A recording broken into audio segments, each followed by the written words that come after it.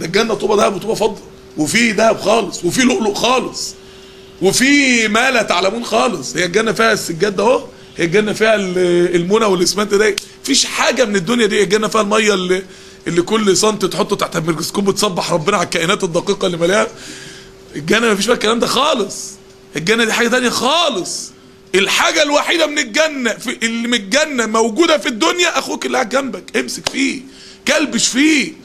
احنا بندعو ربنا في اخر سوره البقره بنقول ايه؟ واعفو عنا وايه؟ واغفر لنا وايه؟ انت بعدك عن اخوك بيضيع الثلاث دعوات دول عليك. اعفو عنا، الاثنين صحابه اللي ما اختلفوا مع بعض ايه اللي رفع؟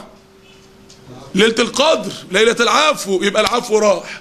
والثانيه اغفر لنا، لما اتنين بيتشكلوا مع بعض كل اثنين وخميس بترفع الاعمال وربنا بيغفر لكل عبد الا اثنين متشاحنين، يبقى ما اغفر لنا راحت. بعد كده ارحمنا، النبي عليه الصلاه والسلام وهو بيموت قال لهم اتوني اكتب لكم كتابا، هملي واحد كلام لن تختلفوا بعده. الصحابه اختلفوا مع بعض، النبي قال قوموا عني. كان النبي ممكن يكتب كتاب. ابن عباس بيقول فالرزيه كل الرزيه ما صرف رسول الله عن ان يكتب هذا الكتاب. ايه اللي صرف النبي انه يكتب هذا الكتاب؟ الخلاف.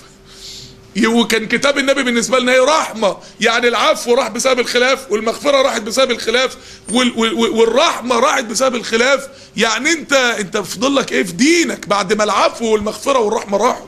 فضل لك ايه في دينك من غير اخوك؟ فضل لك ايه في دينك من غير اخوك؟ يبقى انت لازم تفهم قيمه اخوك. فانت ما تستناش انك تخسر اخوك عشان تعرف قيمته. ما تستناش انك تخسر الجلسه الايمانيه اللي بتجمع القلوب على بعضها عشان تعرف قيمتها.